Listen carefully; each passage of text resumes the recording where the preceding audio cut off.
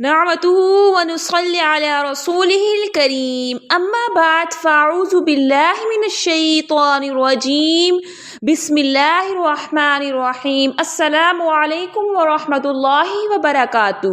جہیز کی لعنت کب جان چھوڑے گی؟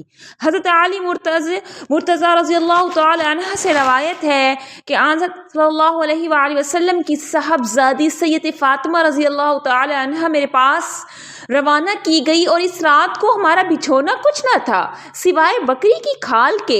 حضرت علی سے روایت ہے کہ رسول صلی اللہ علیہ وآلہ وسلم نے حضرت فاطمہ رضی اللہ تعالی عنہ کو جہیز میں ایک کالے رنگ کی چادر اور ایک مشک اور ایک تکیہ دیا۔ اس تکیے میں اذکر عرب میں پیدا ہونے والی ایک قسم کا گھاس بھرا تھا۔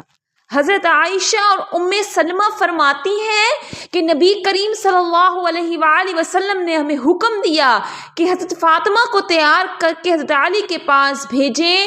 ہم کمرے میں گئی تو بطحہ کے اطراف کی نرم مٹی اس میں بچھائی، پھر 2 تکیوں میں کھجور کی چھال بھری، پھر ہاتھوں سے ہی ان کی دھنائی کی، پھر ہم نے لوگوں کو چھوہارے اور کشمش کھلائی، شیرے پانی پلایا اور ایک لکڑی کمرے کے کونے میں کپڑے اور مشکیرہ لٹکانے کے لیے لگائی، اور ہم نے فاطمہ کی شادی سے اچھی شادی نہیں دیکھی۔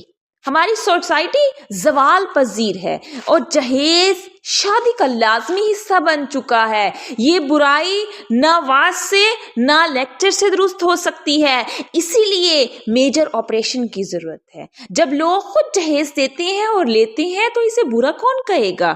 والدین بھی اپنی جگہ سچے ہیں۔ اگر بیٹی کو جہیز کم دیا تو سسرال والے تانا دیں گے کہ اس کا جینا دوبھر کر دیں گے۔ معاشرے میں جہیز کو اونچی سوسائٹی والوں نے تعارف کروایا، اس طرح شادی کو کاروبار کی شکل دی گئی اور اس غلط رسم کے سب سے زیادہ متاثر مڈل طبقہ ہوا، جو کوٹی کوٹی کا مقروض ہو کر بھی بیٹی کے لیے خوشیاں نہیں خرید سکتا۔ حقیقت تو یہ ہے کہ خوشیاں جہیز سے نہیں خریدی جا سکتی۔ کتنے ایسے گھرانے ہیں جو بغیر جہیز کے بھی خوش و خرم زندگی گزار رہے ہیں۔ بہت سے بھاری بھرکم جہیز لانے کے باوجود سکون سے نا آشنا ہے۔ ضرورت صرف سوچ بدلنے کی ہے۔ جہیز ضرور ہونا چاہیے مگر اس کی شکل بدل دینی چاہیے۔ ساری اشیاء کے بجائے بچیوں کو اچھی تعلیم و تربیت اور اخلاق کا جہیز دینا چاہیے۔ مانا اس راہ پر چلنا مشکل ہے مگر ناممکن تو نہیں، بس ایک قدم اٹھانے کی دیر ہے۔ چاہے وہ والدین ہو، لڑکا ہو، بہو ہو یا لڑکی ہو، ایک قدم دوسروں کے لیے راستہ بنا سکتا ہے۔ ذرا سوچئے، خدا را ذرا ہوش کریں۔ 30 لاکھ کا جہیز، 5 لاکھ کا کھانا، گھڑی پہنائی، انگوٹھی پہنائی، مکلاوے کے دن کا کھانا، ولیمے کے دن کا ناشتہ، پھر بیٹی کو رخصت کیا تو سب سسرالی والوں میں کپڑا بھیجنا، بارات کو جاتے ہوئے بھی ساتھی کھانا بھی بھیجنا، ساتھ بھی کھانا بھیجنا۔ بیٹی ہے یا کوئی سزا ہے؟ اور یہ سب تب سے شروع ہو جاتا ہے جب منگنی کر دی جاتی، کبھی نند آ رہی، کبھی جھٹانی آ رہی، کبھی چاچی، کبھی ساس، کبھی ممانی، اور بیٹی کی ماں ایک مصنوعی مسکراہٹ چہرے پر سجائے سب کو اعلیٰ سے اعلیٰ کھانا پیش کرتی ہے، سب کو اچھے طریقے سے ویلکم کرتی ہے۔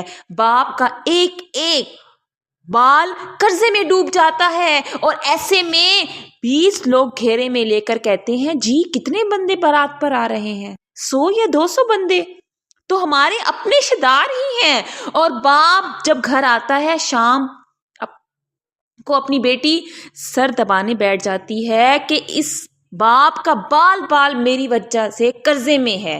خدا کا واسطہ ہے آپ کو خدارا ان ہندوؤں کی رسموں کو ختم کرنا ہے تاکہ ہر باپ اپنی بیٹی کو عزت کے ساتھ رخصت کر سکے۔ آمین یا رب العالمین۔